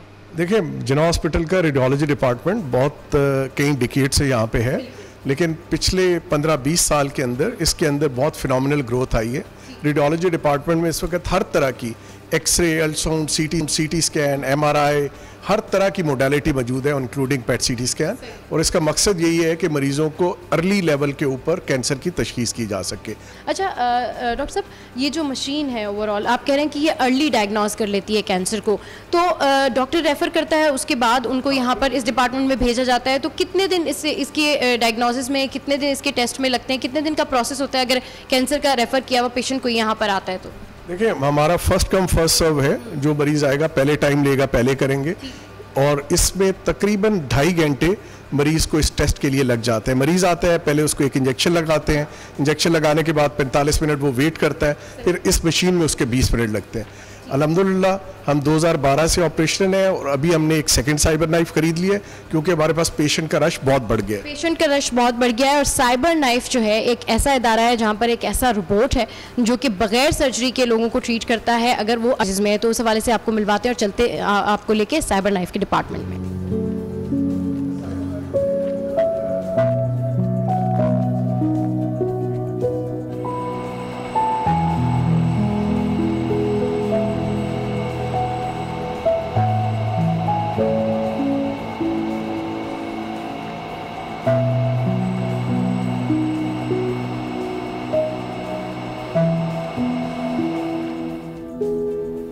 तो इस वक्त मैं साइबर नाइफ डिपार्टमेंट में मौजूद हूँ और मेरे साथ इस वक्त प्रोफेसर तारिक महमूद भी मौजूद हैं। डॉक्टर साहब, जहाँ पर अभी हम बात कर रहे थे पेट सिटी स्कैन डिपार्टमेंट की, तो अब ये एक डिपार्टमेंट है साइबर नाइफ और कैंसर की ट्रीटमेंट के लिए बहुत ज़बरदस्त ये डिपार्टमेंट बनाया गया है। सबसे पहले तो मैं ये जानना चाहूँगी कि पाकिस्तान में शायद इस तरह का डिपार्टमेंट कोई और है नहीं, तो इसको जनरेट करने का, इसको इंट्रोड्यूस कराने का आइडिया कैसे आया? हमने बहुत अरसे से सोचा था कि हम जिन्ना हॉस्पिटल को, जो कि एक ज़माने में कैंसर के लिए पाकिस्तान का बेहतरीन सेंटर था, उस तरह का सेंटर दोबारा बनाए। तो इसी सिलसिले में एक डोनर ने हमें ये बिल्डिंग बना के दी थी, लेकिन उसका इक्विपमेंट उस वक्त की जो फेडरल गवर्नमेंट थी उन्होंने 80 करोड़ रुपए देने थे, नहीं दिए 2007 में। ठीक है, तो फिर एक हमारा दोस्त है, उस बेचारे को एक ब्रेन ट्यूमर हुआ, वो अपना इलाज कराने अमेरिका गया। अमेरिका से जब इलाज करा के वापस आया, जब उसको कम्प्लीटली रिकवर हो गया, उसने कहा पाकिस्तान के अंदर भी ऐसा यूनिट होना चाहिए।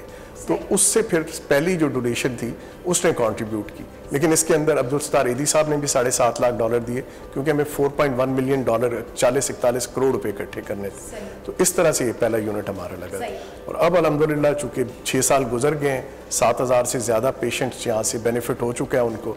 तो अब इसी वजह से हमारा एक सेकंड यूनिट जो है वो भी अल्हम्दुलिल्लाह एक आर्टिस्टिक वाले याकूब साहब हैं, उन्होंने हमें डोनेट कर दिया है और उम्मीद है 6 महीने के अंदर दूसरा यूनिट लग जाए। ठीक है जी, पाकिस्तान के लिए, पाकिस्तान की तामीर और तरक्की के लिए और कैंसर के हवाले से काम करने के लिए वो पहले पाकिस्तानी, मुतासरा पाकिस्तानी थे जिनको ब्रेन ट्यूमर था और वो अमेरिका गए और वापस आए। तो उन्होंने यही सोचा कि ऐसी टेक्नोलॉजी पाकिस्तान में भी होनी चाहिए। उनके लिए हमारी बहुत सारी बेस्ट विशेज़ और ऐसे पाकिस्तानियों को खराज तहसीन भी पेश करते हैं। सर, अब जाहिर सी बात है, आप इतना ज़बरदस्त यहाँ पर काम कर रहे हैं, इतने सारे यहाँ पर पेशेंट्स आते हैं, तो इस हवाले से जानना चाहूँगी कि पूरी दुनिया में जो रेडियोलॉजी के हवाले से साइबर नाइफ के ट्रीटमेंट के थ्रू जो लोग सेहतयाब होते हैं या जिनका ट्रीटमेंट होता है, वो उसमें कितना खर्चा आता है और आप लोग जो यहाँ पर ट्रीटमेंट दे रहे हैं उसका क्या सिनेरियो है?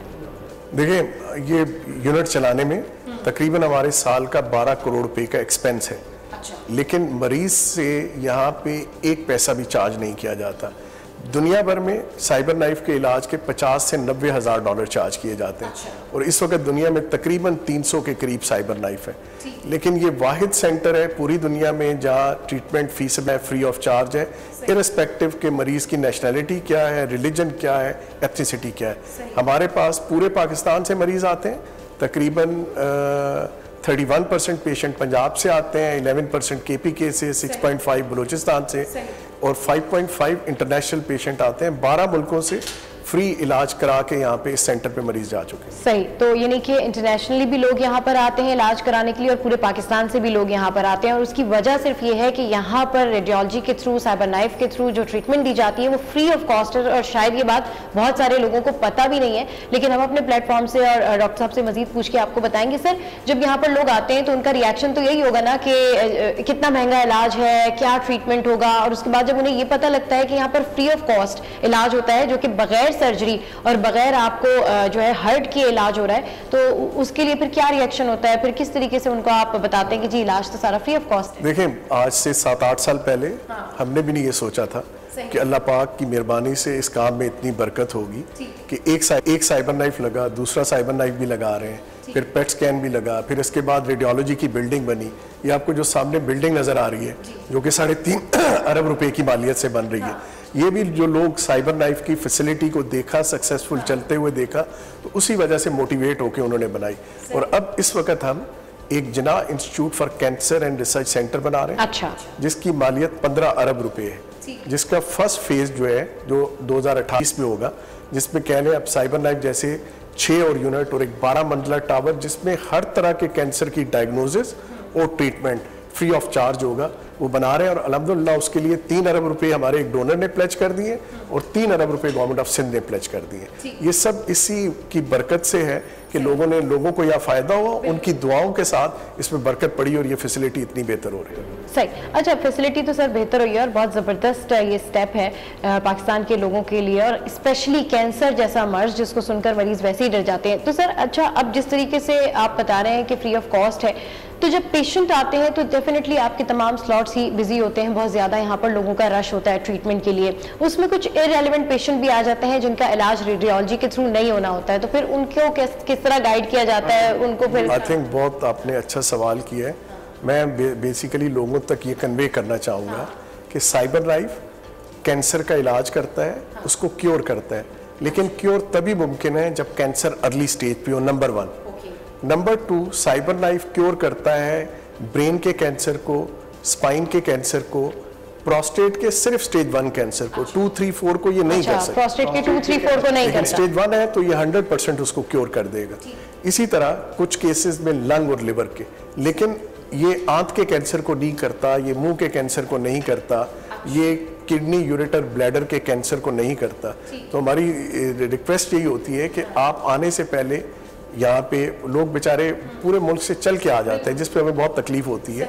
हम जिना इंस्टीट्यूट ऑफ कैंसर के 13 सैटेलाइट सेंटर बनाएंगे ताकि लोग वहीं स्क्रीन हो, जिसके इलाज की ज़रूरत हो उसको पहले ही वहीं पर स्क्रीनिंग कर ली जाए। हाँ। हम उसमें मरीज के साथ एक अटेंडेंट मेल एंड फीमेल को फ्री अकोमोडेशन और फूड भी देंगे उसी बिल्डिंग के अंदर, और उनको एजुकेट भी करेंगे how to handle a cancer patient, क्योंकि वो अगर 2, 4, 6 हफ्ते यहाँ पे रहेंगे जब उसमें तो। लेकिन उस 2 साल तक मेरी लोगों से गुजारिश ये है कि आने से पहले हमारे एड्रेस पे एक ईमेल कर लें। ईमेल बड़ा आसान है, cyberknifejpmc@gmail.com, cyberknifejpmc@gmail.com। उसमें हमारी टीम आपको विद इन 3 डेज बता देती है कि आपका इलाज साइबर नाइफ से होना चाहिए या नहीं होना चाहिए। अगर होना चाहिए तो फिर ज़रूर आप आ जाएं। बेचारे अदरवाइज जो ट्रेवल करके आते हैं तो वो बाज़ औक़ात फिर उनको डिसअपॉइंटमेंट होती है, जबकि वो साइबर नाइफ का केस नहीं होता। मुंह के कैंसर का इलाज साइबर नाइफ नहीं करता, आंतों के कैंसर का इलाज साइबर नाइफ नहीं करता, किडनी, यूरेटर, ब्लैडर का नहीं करता। अच्छा, ब्रेन का करता है, स्पाइन का करता है, प्रोस्टेट का करता है, लिवर और लंग के भी कुछ केसेस करता है, लेकिन अर्ली स्टेज। अच्छा, लीवर और लंग्स के भी कुछ केसेस करता है, लेकिन जो अर्ली स्टेजेस के ऊपर होते हैं उनका करता है। तो ठीक है सर, रेलेवेंसी के हवाले से तो हमने बात की है, लेकिन ओवरऑल बताएं कि ये जो अब नई डेवलपमेंट आ रही है रोबोट के हवाले से, क्योंकि जब कोई भी पेशेंट, एक आम पाकिस्तानी, एक आम इंसान ये सुनता है यार रोबोट के थ्रू, रेडियोलॉजी के थ्रू हमारा कैंसर ठीक हो जाएगा, तो किस तरीके से ये रोबोट काम करता है, इसकी स्पेशलिटी क्या है, और यहाँ पर जो आप ट्रीटमेंट दे रहे हैं वो बाकी हॉस्पिटल्स के मुकाबले में किस तरह डिफरेंट है? जैसे कि अमेरिका में भी इसके कुछ यूनिट्स हैं। देखिए, जो आम रेडियोथेरेपी की जो मशीन है वो जब मरीज का इलाज करती थी तो मरीज को बहुत साइड इफेक्ट होते थे। उसकी वजह यह है कि उसमें उस मशीन में एक्यूरेसी नहीं है। अभी भी दुनिया भर में लगी हुई है, पाकिस्तान में भी लगी हुई है, लेकिन वो अर्ली स्टेज को नहीं, वो यूजुअली एडवांस स्टेज के कैंसर को सप्रेस करती हैं। वो जो एक मिथ है कि कैंसर हो गया, मरीज इलाज के काबिल नहीं है, उन केसेस में तो वो ठीक है। साइबर नाइफ जब मरीज का इलाज करता है तो 1 मिलीमीटर से ज्यादा हेल्दी टिश्यू डिस्ट्रक्शन नहीं करता। ये इसकी ब्यूटी है जो बाकी मशीनों के अंदर नहीं है। उनके अंदर 5 मिलीमीटर से लेके 2 सेंटीमीटर का हेल्दी टिश्यू भी ट्रीटमेंट करते हुए ट्यूमर के साथ डिस्ट्रॉय होता है, जिसकी वजह से मरीज को साइड इफेक्ट, जिसकी वजह से साइड इफेक्ट होते हैं, और इलाज की जो ड्यूरेशन है वो भी बहुत ज्यादा प्रोलॉन्ग होती है। इलाज की ड्यूरेशन भी ज्यादा होती है और उसके साथ साइड इफेक्ट भी होते हैं। साइबर नाइफ की जो ब्यूटी है वो इसकी प्रिसीजन है। It seem like a Star Trek movie कि एक मरीज है, उसको ब्रेन का कैंसर है, वो इस कमरे में आया, इस टेबल पे लेटा, ये रोबोट उसके गिर्द 2 घंटे घूमा और वो यहाँ से कमरे से चल के चला गया और उसकी ट्यूमर जो है क्योर हो गई। लेकिन अल्हम्दुलिल्लाह ये इट्स अ मिरेकुलस मशीन, ये हो रहा है और 2012 से हो रहा है और कई हज़ार पेशेंट इसमें सक्सेसफुली ट्रीट हुए हैं। हमारे पास एक मरीज का डाटा होता है। हमारा डिपार्टमेंट का ऑडिट करता है जॉर्ज वाशिंगटन यूनिवर्सिटी हॉस्पिटल, जो हमारा सिस्टर इंस्टीट्यूशन है। पहले केस के लिए भी उनकी टीम इधर आई थी और हर साल आती है और हमारा ऑडिट भी करती है और हमारी टीम को वहाँ पे हर साल ट्रेनिंग के लिए भी बुलाती है। टीम को भी लेकर जाती है। अच्छा, टीम के हवाले से आपने बात की, तो जैसे कि मैं आपसे पूछ रही थी, आप प्रोडक्शन हेड में हैं यहाँ पर और टीम जो है वो भी बहुत ज़्यादा डेवलप होकर काम करती है, तो आपकी जो टीम है, आपने स्पेशल लोगों को हायर किया है इस सिलसिले में लोगों को फैसिलिटेट करने के लिए? आम लोग साइबर नाइफ नहीं चला सकते, राइट, यही मैं पूछना चाहती हूं। हमारे पास ऐसी टीम थी कि जिनका 3 साल का साइबर नहीं लेकिन इससे रिलेटेड एक और मशीन होती है गैमा नाइफ का एक्सपीरियंस था। उन्होंने हमारे पास ज्वाइन किया और फिर उसके बाद उनकी हर साल अमेरिका और यूरोप की रिपीटेड ट्रेनिंग्स होती हैं, सर्टिफिकेशंस होती है, कंपनी वाले ट्रेनिंग कराते हैं। तो हमारे पास जो टीम है, they are not only qualified but they are experienced. और अल्हम्दुलिल्लाह अब इस वक्त हमारा दुनिया की हर कॉन्फ्रेंस में हमारा पेपर जाता है। यूएस में हमारे पेपर प्रेजेंट हो रहे हैं, जापान में हो रहे हैं, यूरोप के अंदर हो रहे हैं, हर conference within Pakistan, abroad. Liver है और ब्रेन है, स्पाइन है, तो इन तमाम चीज़ों का अगर आपको इफेक्टेड है तो आप साइबर नाइफ के थ्रू जो है वो क्योर हो सकते हैं। तो इसी हवाले से ये बहुत एक अच्छा इनिशिएटिव है गवर्नमेंट ऑफ सिंध का और पाकिस्तान का और उन साहब का जिन्होंने वापस आकर ये चीज़ यहाँ पर डायग्नोस करवाई। तो प्रोफेसर तारिक साहब, आपका बहुत शुक्रिया कि आपने हमारे लिए आज टीवी का भी शुक्रिया कि उन्होंने हमारे इस प्रोग्राम में लोगों को ये अवेयरनेस दी और मुझे उम्मीद है कि इससे बहुत से लोग जो हैं मुस्तफ़ीद। बहुत शुक्रिया। तो गुड मॉर्निंग आज में बताने का मकसद भी यही था कि यहाँ पर आएँ और आपको बताएं कि पाकिस्तान में भी इलाज की कितनी ज़बरदस्त सहूलियात मुयस्सर हैं, कितनी ज़बरदस्त सहूलियात मौजूद हैं, और इस हवाले से मज़ीद भी आपको अपडेट करते रहेंगे। तो जनाब कैंसर जैसे मूजी मर्ज के लिए ये तो बड़ी खुशखबरी है उन मरीजों के लिए जो कि कैंसर के अर्ली स्टेज पर हैं कि वो जाएं प्रोफेसर तारिक साहब से रब्ता करें और फ्री ऑफ कॉस्ट वो अपना इलाज करा सकते हैं। और हम आमतौर पर ये दिखते थे कि पाकिस्तान से लोग इलाज कराने के लिए बाहर जाते हैं, लेकिन यहाँ पर प्रोफेसर तारिक साहब ने बड़ा डिटेल बताया कि अब इंटरनेशनली बैनुल-अक़वामी तौर पर पूरी दुनिया भर से लोग यहाँ पर आ रहे हैं और फ्री ऑफ कॉस्ट ये काम करवा रहे हैं। सब आपने विजिट किया इस सेंटर को, ज़ाहिर मशीन्स टेक्नोलॉजीज अब बड़ी एडवांस्ड वहाँ पर दिखाई दी। जैसा प्रोफेसर तारिक साहब कह रहे थे उसी तरह से आपने वहाँ फील भी किया, उसी तरीके से इलाज भी वहाँ पर होता है लोगों का इसी तरह फ्री ऑफ कॉस्ट? बिल्कुल फ्री ऑफ कॉस्ट इलाज होता है और इतना ज़बरदस्त ये लोग काम कर रहे हैं इस डिपार्टमेंट के अंदर कि जब हम उनसे गए और हम उनसे टाइम लिया तो उसके बाद भी वो कह रहे थे कि कोई पेशेंट है उनको चेक करना है, तो उनके पास जो है बड़ा मखसूस टाइम था और बड़ी मुश्किलों से जो है हमने उनका ये इंटरव्यू किया। और हम लोग शायद गुड मॉर्निंग आज से आज टीवी वो पहला ही चैनल है, वो पहला ही इदारा है जो कि साइबर नाइफ डिपार्टमेंट के अंदर जाकर गया और उन्होंने इस तरीके से ये सारा कुछ दिखाया कि रोबोटिक रेडियोलॉजी सर्जरी जो है वो किस तरीके से काम करती है। तो ये बड़ी अच्छी बात है और इसमें जो सबसे पॉजिटिव बात है ना बाबू यही है कि मुफ्त इलाज है। बिल्कुल। हाँ। पाकिस्तान में ज़ाहिर है वो लोग जो कि इस वक्त कैंसर के अर्ली स्टेजेस पर हैं और वो कैंसर जिसकी डिटेलिंग प्रोफेसर तारिक साहब ने बताई भी, वो बिल्कुल JPMC जा सकते हैं, तारिक साहब से रब्ता कर सकते हैं ताकि इस कैंसर को यहीं पर रोकें। और हम भी प्रोग्राम को थोड़ी देर के लिए यहीं पर रोकते हैं, ब्रेक लेते हैं और ब्रेक के बाद फिर वापस आते हैं, मजीद बात करें। Stay with us, keep watching good morning आज।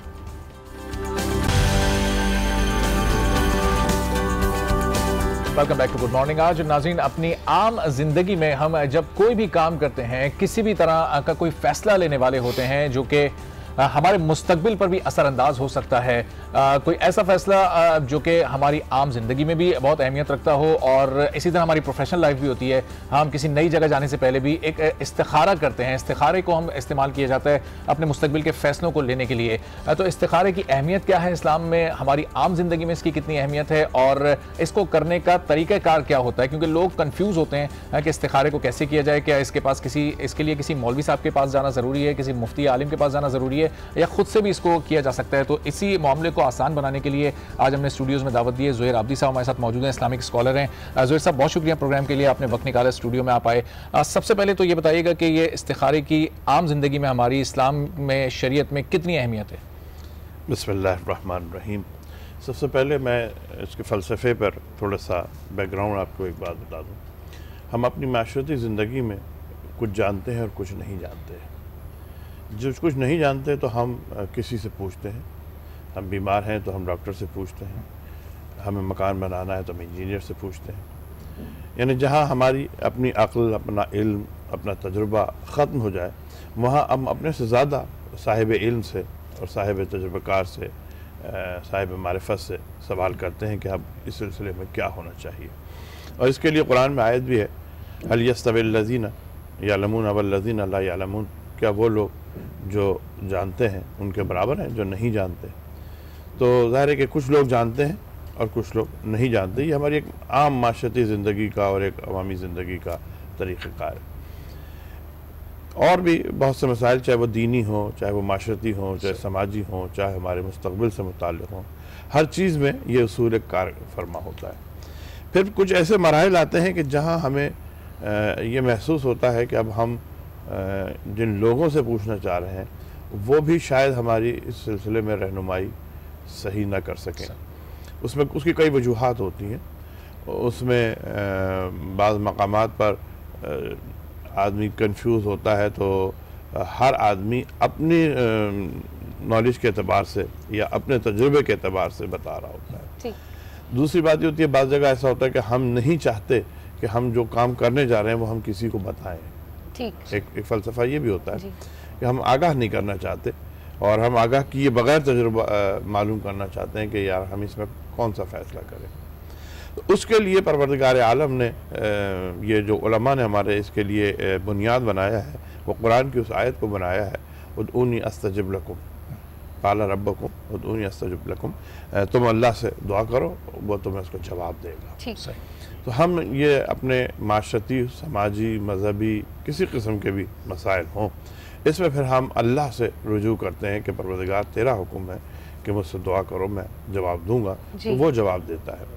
इस जवाब देने के मुख्तलिफ़ तरीक़े हैं, मालूम करने के, सवाल करने के मुख्तलिफ़ तरीक़े हैं, मुख्तलिफ़ अंदाज हैं और कोई भी तरीक़ाकार कंट्रोवर्शल नहीं है। अच्छा, यानी ये नहीं है कि जी ये गलत तरीक़ा, वो गलत तरीक़े सारे हैं, कई तरीक़े हैं इसमें। इसमें तस्बीह का इस्तिखारा है, इसमें कुरान का इस्तिखारा है, इसमें कुरान का इस्तिखारा है। और बाज़ लोग ये ज़रूर कहते हैं जी कुरानदाजी जो है वो मना है। कुरानदाजी मना नहीं है, इस्लाम में बिल्कुल मना नहीं है। मैं अभी इस पर की वजाहत करता हूँ, पहले मैं ज़रा सा इस्तिखारे पे आ जाऊँ। तो ये मुख्तलिफ़ तरीक़े हैं। अब सवाल ये पैदा होता है कि इन तरीक़ों पे अमल कौन करे। तो बात वहीं आ जाती है कि ज़ाहिर है कि हर काम की, हर फील्ड का एक आदमी एक्सपर्ट होता है। सही। वो चूँकि एक्सपर्ट होता है तो फिर वो काम उसी को ज़ेब देता है। आप मैकेनिकल इंजीनियर हो तो आप मैकेनिकल इंजीनियर होने के बावजूद आप इलेक्ट्रिकल का काम जो है वो इलेक्ट्रिकल इंजीनियर से रुजू करते हैं। जी। अगर ठीक है, आप खुद भी इंजीनियर हैं और आप ये नहीं कहते कि नहीं साहब मैं तो इंजीनियर हूँ लिहाजा मैं नहीं करूँगा। मैकेनिकल इंजीनियर होने के बावजूद बाज़ औक़ात आप गाड़ी के पास मैकेनिक के पास जाते हैं, हालांकि वो भी मैकेनिक का ही काम है, लेकिन वो चूँकि एक्सपर्ट है और वो मुसलसल एक काम कर रहा है तो उस काम की वजह से उसकी महारत जो है वो ज़्यादा बढ़ जाती है। बल्कि एक बहुत अच्छी मिसाल इस सिलसिले में दी जाती है कि अगर आप इंजेक्शन लगवाने जाएँ तो आप डॉक्टर से ना लगवाएं, नर्स से या कंपाउंडर से लगवाएं, क्योंकि वो ज़्यादा इंजेक्शन लगा रहा होता है, उसका तजुर्बा ज़्यादा होता है। डॉक्टर ये काम कम कर रहा होता है तो डॉक्टर का तजुर्बा इंजेक्शन लगाने का, हालांकि वो उससे ज़्यादा पढ़ा लिखा और ज़्यादा तजुर्बेकार है, लेकिन चूंकि इंजेक्शन की फील्ड जो है वो कंपाउंडर की या नर्स की होती है, वो उसमें ज़्यादा यानी अफजल यही है कि मौलाना साहब के पास, किसी मुफ्ती या आलिम के पास जाकर किसी फील्ड का, हाँ, जो उस फील्ड में ज़्यादा उसकी बारीकियों को समझता हो। और ख़ास तौर से देखिए इसमें एक कुरान का जो इस्तिखारा है वो बड़ा मुश्किल काम है, वो आसान नहीं है। क्यों नहीं है? उसका एक तरीक़ाकार है। आप दुआ पढ़ते हैं और कुरान खोलते हैं, उस दुआ को पढ़ने के बाद तो दाएं सफ़े की पहली आयत जो आती है उससे आप इस्तिखारा निकालते हैं। अब उसमें ये कह दिया जाता है कि साहब आमर है की है तो करो, नहीं की है तो नहीं करो। सही। आयत दो किस्म की होती है ना, ये आमर होगा कि भाई नमाज पढ़ो तो इसका मतलब काम करो, और अगर आके शराब न पियो ये आयत आ जाए तो इसका मतलब ये काम नहीं करो। अच्छा, हम इस्तिखारे की बात कर रहे हैं तो इस्तिखारे के हवाले से बहुत ज़्यादा ये भी कहा जाता है कि जी अगर आपको किसी चीज़ की हाजत है, आप किसी चीज़ के बारे में जानना चाहते हैं कि ये आपके हक़ में बेहतर होगा या नहीं, तो आप किसी मौलवी साहब के पास या किसी इस्लामिक स्कॉलर के पास ना भी जाएँ तो आप ख़ुद भी इस्तिखारा कर सकते हैं। तो क्या वाकई में इस तरह से किया जा सकता है? जी, मैंने कहा बिल्कुल कर सकते हैं, कोई इसमें एतराज़ या कोई इसमें शराइत नहीं है। इस्तिखारा करने की कोई शराइत नहीं है कि आपका ये होना ज़रूरी है। सिर्फ ये कि वो दुआ आपको आनी चाहिए, वो तरीका आपको आना चाहिए। तमाम मामूलात ज़िंदगी के लिए आप इस्तिखारा कर सकते हैं। नहीं, अच्छा, अब मैं आपको इसमें एक बात बता दूं कि बाद लोगों को मैंने देखा है, वहमी कह लें या उनकी कोई आदत कह लें कि साहब उठ रहे हैं तो इस्तिखारा, बैठ रहे हैं तो इस्तिखारा। ये नहीं, इस्तिखारे की आप एक सिचुएशन को समझ लें कि इस्तिखारे की सिचुएशन क्या है। जी। जब आपके सामने दो ऐसी चॉइसेस मौजूद हों कि जो आपको कंफ्यूज कर रही हों और आप ये फैसला अक्लन नहीं कर पा रहे कि इनमें से कौन सी को मैं चूज़ करूं, कौन सी को अपनाऊं, कौन सी को तरजीह दूं, तो वहाँ इस्तिखारा है। हर मामले में इस्तिखारा नहीं है कि अब मैं वहाँ से यहाँ आ रहा था तो मैं इस्तिखारा करूँ कि मैं आज जी भी जाऊँ ही नहीं जाऊँ। जब मैंने वादा किया है और मेरे जाने में बज़ाहिर कोई क़वाहत नहीं है, कोई रुकावट नहीं है, कोई मसला नहीं है, तो मुझे इस्तिखारा करने की ज़रूरत नहीं है। ठीक है ज़ुहैर साहब, मुख्तलिफ मकतब फ़िक्र में क्या इस्तिखारे के तरीक़ेकार भी अलग अलग होते हैं, ये मैं आपसे जानना चाहूँगा, लेकिन एक ब्रेक लेते हैं प्रोग्राम में। ब्रेक के बाद वापस आते हैं, फिर ज़ुहैर साहब से इस डिस्कशन को मज़ीद कंटिन्यू करेंगे। स्टे विद अस।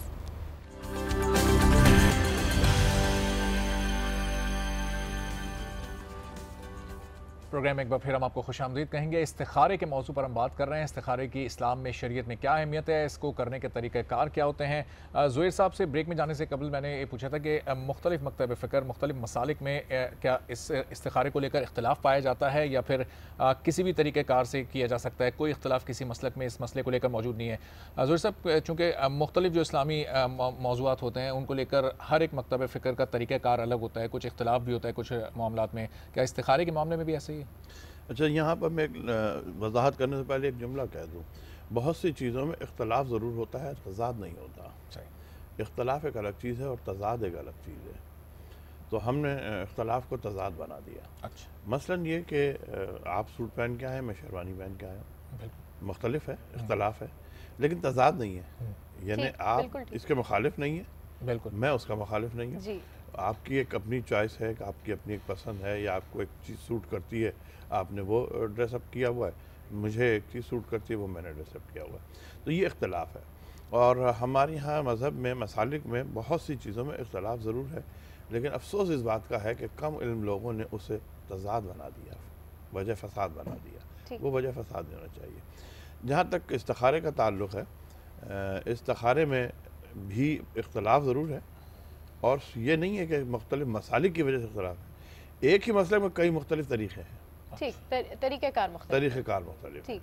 तो वो ये नहीं है कि वो ये कहें कि जी ये गलत है या वो गलत है, ये नहीं होना चाहिए। नहीं, हर उलमा ने अपने सोर्सेज से, अपने ज़राए से तरीक़े को कार को अपनाया है और वो कोई कहता है कि इस तरह से कर लें, कोई कहता है उस तरह से कर लें, कोई कहता है लेकिन ये किसी ने नहीं कहा कि जी वो गलत है। कोई गलत नहीं है, गलत कोई नहीं है। अच्छा, इस्तिखारे के हवाले से बात हो रही है, तो एक अगर आम इंसान को इस्तिखारा करना है और वो चाहता है कि मैं अपने किसी काम के लिए खुद इस्तिखारा करूँ, तो उसका तरीक़ेकार क्या होता है? उसके लिए उसको उसमें देखिए एक छोटी सी दुआ है और बहुत तो कुछ आसान भी तरीके हैं, कुछ थोड़े से मुख्तलिफ भी। मसलन एक आसान तरीका तस्बीह के इस्तिखारे का है। अच्छा, हाँ, उसमें भी कोई दुआ, बाज़ लोग कहते हैं कि दुआ पढ़ लें अस्तग़फिरुल्लाह बिरहमतिही खैर तफ़ी आफ़िया वाली।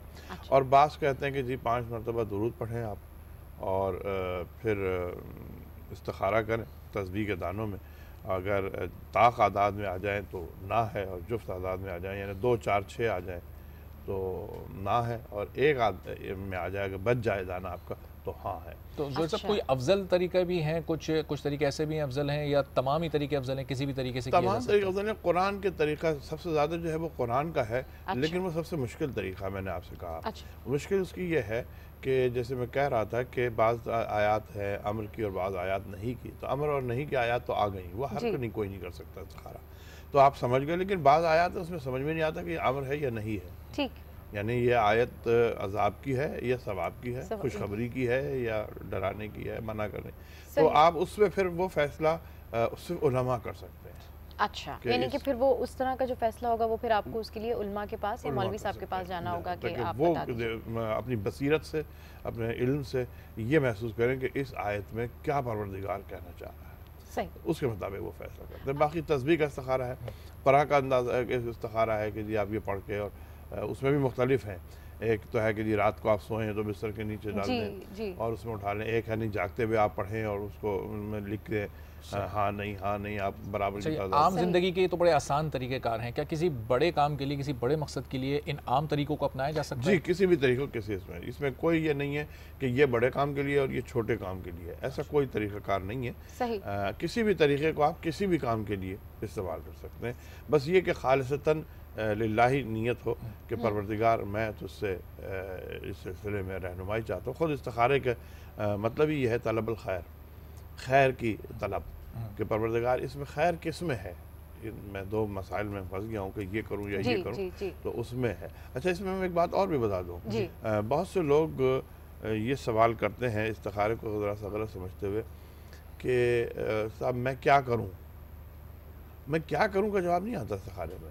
अच्छा, सही, बहुत जबरदस्त बात की आपने। जी, मैं क्या करूं का जवाब नहीं है जी। मैं ये करना चाहता हूं तो जवाब आएगा हाँ आप ये कर लीजिए, ये बेहतर है। अच्छा। मैं ये नहीं करना चाहता तो जवाब आ जाएगा हाँ कर लीजिए, नहीं कीजिए या कर लीजिए। ठीक, यानी ये नहीं आएगा मैं क्या करूं का जवाब। चॉइसेस हैं, उन चॉइसेस में से क्या बेहतर है आपके लिए करना चाहते हैं आप, उसमें से दो काम है आपके, मैं जाना चाहता हूँ, मैं नहीं जाना चाहता। अब आप उसमें से एक की नियत कर लें कि मैं जाना चाहता हूँ। अच्छा, इस्तिखारा जब कर रहे होते हैं तो डेफिनेटली हमें पता होता है कि जो भी इस्तिखारे में आएगा तो वो हमें मानना ही है, लेकिन बहुत सारे लोग ऐसे कहते भी हैं कि जी आप इस्तिखारा कर लें, बाकी जो है वो देखा जाएगा जिस तरीके से होगा। तो उस हवाले से भी बताइए कि उसकी कितनी अहमियत है कि आपने इस्तिखारा किया है तो आप उसके फैसले को माने। देखिए, इसमें जो कुरान के इस्तिखारे और होते हैं वो ख़ास तौर से इस्तिखारा वाजिब कहलाते हैं। ठीक, यही मैं पूछना चाहती हूँ। कुरान के इस्तिखारे जो है वो इस्तिखारा वाजिब करते हैं, उस पर आपको अमल करना है, अमल लाजमी करना है आपको। बाकी ये कि कहते हैं तस्बीह के इस्तिखारे में अगर आप इस नीयत से कर रहे हैं कि साहब मैं रहनुमाई चाहता हूँ, देखूँगा रहनुमाई के लिए, फिर अगर आप उसको चूँकि आपने वाजिब की नीयत से नहीं किया तो अगर आप उसे छोड़ दें तो फिर वो आपके ऊपर है कि अब आपका नुकसान होता है या फ़ायदा। अच्छा ज़ोहर साहब, मुख्तलिफ तरीक़ेकार हैं इस्तिखारा करने के, तो इनकी दुआएं भी क्या मुख्तलिफ हैं? जी हाँ, 2-3-4 दुआएं हैं, बल्कि ज़्यादा हैं, 3-4 से भी ज़्यादा दुआएं हैं। छोटी-छोटी 2-3 लफ्ज़ों की, 4 लफ्ज़ों की दुआएं। तो जो कॉमन तरीके हैं तस्बीह वाला इस्तिखारा या जो कुरान शरीफ के ज़रिए इस्तिखारा किया जाता है, इनमें से कोई एक आध अगर दुआ आप हमारे नाज़रीन को बता दें। एक दुआ जो सबसे ज़्यादा कॉमन है, अस्तग़फिरुल्लाह बिरहमतिही खैर तफ़ी आफ़िया या मन यालम एहद मन ला यालम, परवरदिगार मैं तुझसे खैर की तलब चाहता हूँ तो तू हिदायत कर उस शख्स को जो नहीं जाए, या मान लीजिए यालमु है वो जो जानता है, तो हिदायत कर उसकी जो नहीं जानता। सही। इसमें दुरूद पढ़ा जाता है 3 मरतबा, और फिर उसके बाद आप कुरान की आयत को खोल के अच्छा, बहुत सारे लोग ये भी कहते हैं कि अगर आपने इस्तिखारा करना है तो वो आप रात को फिर इशा की नमाज़ पढ़ने के बाद मखसूस दुआएं पढ़कर फिर आप उसके तरीक़ेकार से करें, या आप किसी भी टाइम पर अगर आपने इस्तिखारा करना है तो वो आप कर सकते हैं। इस्तिखारे के बस ये 2-3 टाइम है, जैसे जवाल का टाइम है जी, ये टाइम इस्तिखारा करने के लिए मना किया जाता है कि अच्छा, ना किया जाए। अच्छा, बाज़ लोग उलमा कहते हैं कि दिन ढले जो है वो भी इस्तिखारा ना किया जाए, सुबह अच्छा, किया जाए या शाम में किया जाए, या रात में मगरिब के फ़ौरन बाद किया जाए, लेट।